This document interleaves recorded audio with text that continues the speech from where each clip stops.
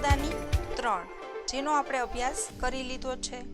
હવે આ ચિત્રપદાની 3 માંથી કેવા પ્રશ્નો પૂછાઈ શકે એટલે કે વિશેષ પ્રશ્નોત્તર તેનો આપણે અભ્યાસ કરીએ। તો અહીં પહેલો પ્રશ્ન જે આપેલો છે એ છે કે ચિત્રપદાની 3 માંથી જે સાધનોના અકારાંત નપુંસકલિંગના નામો હોય તે લખો।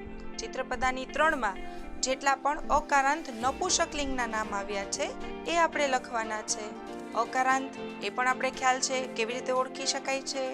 કોઈ પણ શબ્દનું ઉચ્ચારણ કરો અને અંતે જો જે સ્વરનું ઉચ્ચારણ થાય એ સ્વર મુજબ એનો કારાંત ઓળખાય છે। હવે અકારાંત નપુંસકલિંગના નામો આપણે અહીં લખવાના છે। તો જુઓ ઘણા બધા શબ્દો છે એ આપણે ઉદાહરણ તરીકે લખ્યા છે। અહીં અમુક જ શબ્દો આપણે ઉદાહરણ તરીકે લીધા છે, બાકી આ સિવાય પણ બીજા આવી શકે છે। છત્રમ, છત્રમ છે તો એનો અર્થ થશે છત્રી અને એ અકારાંત નપુંસકલિંગનો શબ્દ છે। ત્યાર પછી છે ઉરુકમ। ઉરુકમ એટલે આપણે જોયું કે પેન્ટ થશે, જે અકારાંત નપુંસકલિંગ શબ્દ છે। તો આવા 3-4 શબ્દો પણ આપણે જો યાદ રહી જાય તો આપણે એનો વિચારી અને જવાબ આપી શકીએ છીએ। ધનમ, ધનમ એ પણ અકારાંત નપુંસકલિંગનો શબ્દ છે। પુસ્તકમ એટલે પુસ્તક, ધનમ એટલે ધન। અમુક શબ્દો તો ગુજરાતી અને સંસ્કૃતમાં સમાન જ થતા હોય છે। સીવન યંત્રમ એટલે કે સીવવાનું યંત્ર। કૃષ્ણફલકમ એટલે કે બ્લેકબોર્ડ, જે આપણે ગુજરાતીમાં કાળું પાટિયું કહીએ છીએ। શકટમ, શકટમ એટલે કે ગાડું। પણ આ બધા જે નામો છે એની વિશેષતા શું છે તો કે એ બધા અકારાંત નપુંસકલિંગના શબ્દો છે।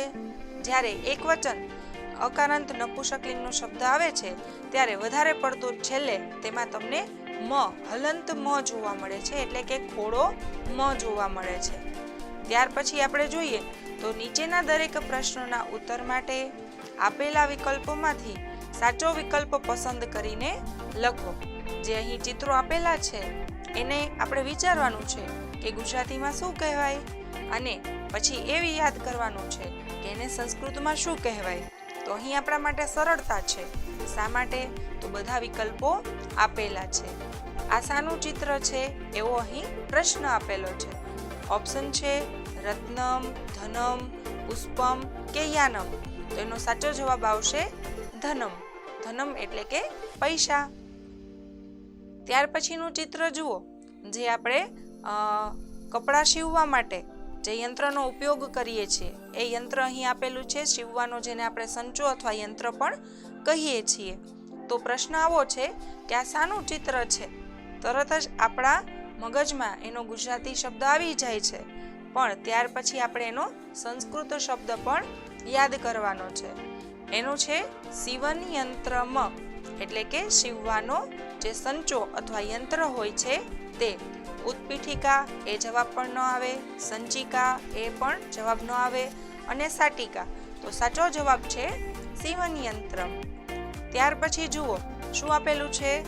બ્લેકબોર્ડ, જેમાં આપણે અભ્યાસ કરતા હોઈએ છીએ, ભણતા હોઈએ છીએ, પ્રાચીન સમયથી આપણી રીતિ ચાલી આવે છે, પરંતુ એને સંસ્કૃતમાં શું કહેવા છે તો એ આપણે થોડુંક યાદ કરવું પડે છે। આ શાનું ચિત્ર છે? પુસ્તકમ છે, સંચિકા છે, સાટિકા છે કે કૃષ્ણફલકમ છે? તો સાચો જવાબ છે કૃષ્ણફલકમ। કૃષ્ણ એટલે કે કાળું અને ફલકમ એટલે કે જે પાટિયું છે તે। કૃષ્ણફલકમ એટલે બ્લેકબોર્ડ। ત્યાર પછીનો પ્રશ્ન આપણે જોઈએ શું કહે છે કે નીચેના ગુજરાતી શબ્દોના સાચા સંસ્કૃત અર્થ તેની નીચે આપેલા વિકલ્પોમાંથી શોધીને લખો। હવે ગુજરાતી શબ્દોના આપણે સંસ્કૃત અર્થ શોધવાના છે, એના માટે આપણે વિકલ્પો પણ આપેલા છે, એટલે આપણે એમાંથી સરળતાથી વિચારી અને જવાબ લખી શકીએ છીએ। પહેલું છે રત્ન શબ્દનો સંસ્કૃત અર્થ ખાલી જગ્યા થાય છે। રત્ન શબ્દનો સંસ્કૃત અર્થ ખાલી જગ્યા થાય છે, તો એનો જવાબ આવશે છત્રમ, રત્નમ, પુષ્પમ કે કંદુકમ। તો આપણે સાચો વિકલ્પમાંથી શોધવાનો છે રત્ન એટલે કે રત્નમ। રત્નમ એટલે કે જે ડાયમંડ હોય છે એને કહેવામાં આવે છે રત્ન।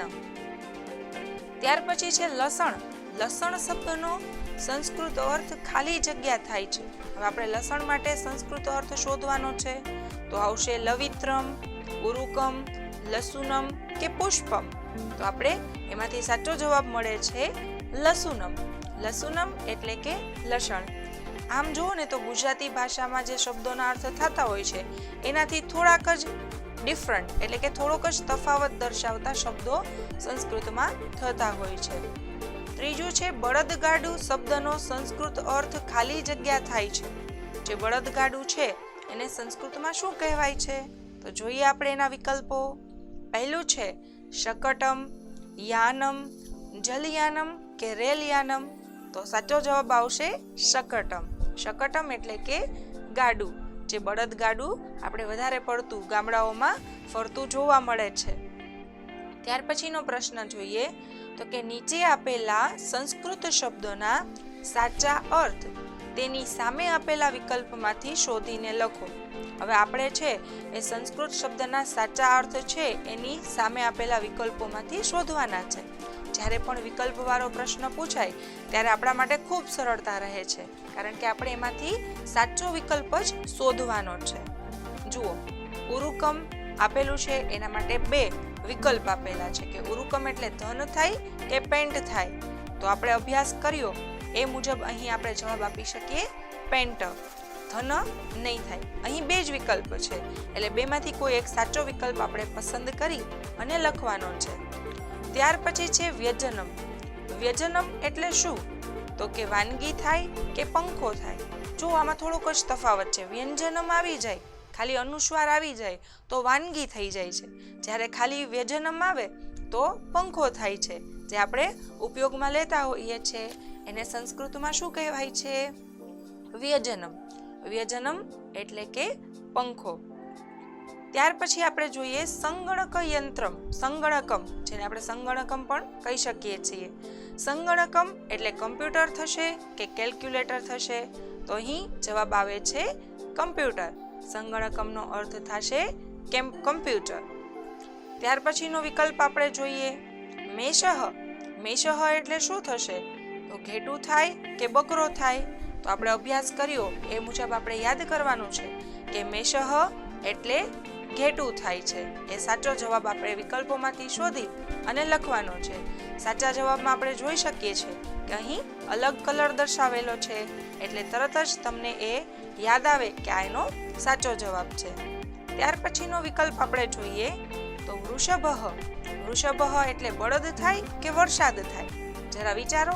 એટલે એનો સાચો જવાબ આવશે બળદ. વરસાદ નહીં થાય. તો આ રીતે વિકલ્પ આ રીતે પણ પૂછાઈ શકે છે.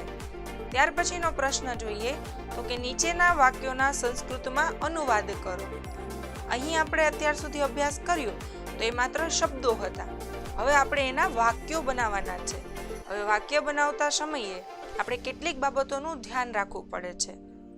જેમ કે એ શબ્દ છે એ પુલ્લિંગ છે, સ્ત્રીલિંગ છે કે નપુંસકલિંગ છે, એ પ્રમાણે એના સર્વનામ આવે છે. આપણે અભ્યાસ કરી ગયા છે એશહ છે એ પુલ્લિંગ માટે વપરાય છે, એશા છે એ સ્ત્રીલિંગ માટે વપરાય છે અને એતત છે એ નપુંસકલિંગ માટે વપરાય છે. તો સર્વનામમાં પણ આટલા પ્રકારના તફાવત આવે છે જેનો આપણે અભ્યાસ કરી ચૂક્યા છીએ. તો અહીં એ મુજબ આપણે વાક્યો બનાવવાના થાય છે. જુઓ, આપણે ઉદાહરણ તરીકે જોઈએ કે આ મોર છે. હવે આ મોર છે એમાં આપણે વિચારવાનું કે મોર શબ્દ છે એ પુલ્લિંગ છે, સ્ત્રીલિંગ છે કે નપુંસકલિંગ છે? બરાબર. તો એનો જવાબ આવશે એશહ મયુરઃ અસ્તિ. સંસ્કૃત ભાષામાં છે દર્શાવવા માટે અસ્તિ શબ્દનો ઉપયોગ થાય છે. અસ્તિ એટલે કે છે, એશહ એટલે આ. હવે એશહ શબ્દ છે આપણે બધા વાક્યોમાં ઉપયોગમાં નહીં લઈ શકીએ. શું કામ? કારણ કે એ છે માત્ર પુલ્લિંગ શબ્દો માટે જ વપરાય છે. જે નામ પુલ્લિંગ હોય એના માટે જ આપણે એશહનો ઉપયોગ કરવાનો છે. સ્ત્રીલિંગ નામ માટે અલગ, નપુંસકલિંગ નામ માટે અલગ. તો અહીં થશે એશહ મયુરઃ અસ્તિ. ત્યાર પછીનું વાક્ય જોઈએ કે આ છત્રી છે. બરાબર. તો એનું સંસ્કૃત થશે એતત છત્રમ અસ્તિ. હવે અસ્તિ છે એ કોઈ પણ લિંગ હોય એમાં છે માટે એ વપરાય છે, એમાં તફાવત નથી આવતો. તો તમે બંને વાક્યમાં જોઈ શકો છો કે અસ્તિ અસ્તિ સમાન છે. મોરનું મયુરહ છે, છત્રીનું છત્રમ છે. તફાવત ક્યાં આવે છે? તો કે આ જે શબ્દ લખેલો છે તેનામાં તફાવત જોવા મળે છે. આ મોર છે તો એષઃ મયુરહ, આ છત્રી છે તો એતત છત્રમ, એટલે કે એના માટે એતત વપરાણો, ત્યાં મોર માટે એષઃ વપરાણો. હવે જોઈએ આ વિમાન છે. હવે આ વિમાન છે એનું સંસ્કૃત શું થશે? એતત વિમાનમ અસ્તિ. અહીંયા પણ આપણે તફાવત જોઈ શકીએ છીએ. શું તફાવત આવ્યો છે? તો કે એતત વપરાયું છે, કારણ કે વિમાનમ શબ્દ છે એ નપુંસકલિંગનો શબ્દ છે. ત્યાર પછી જોઈએ આ વેલ છે. આ વેલ છે એનું સંસ્કૃત શું થશે? એષા લતા અસ્તિ. હવે જુઓ અહીંયા શું આવ્યું? એષા. એષા શા માટે? કારણ કે લતા, લતા એટલે કે વેલ એ સ્ત્રીલિંગનો શબ્દ છે, અને જ્યારે પણ સ્ત્રીલિંગનો શબ્દ આવે છે ત્યારે એષાનો ઉપયોગ થાય છે. તો આ રીતે આપણે વિચારી અને સ્ત્રીલિંગ, પુલ્લિંગ, નપુંસકલિંગ પ્રમાણે પણ જવાબ આપી શકીએ છીએ અને સરળતાથી આપણે માર્ક્સ મેળવી શકીએ.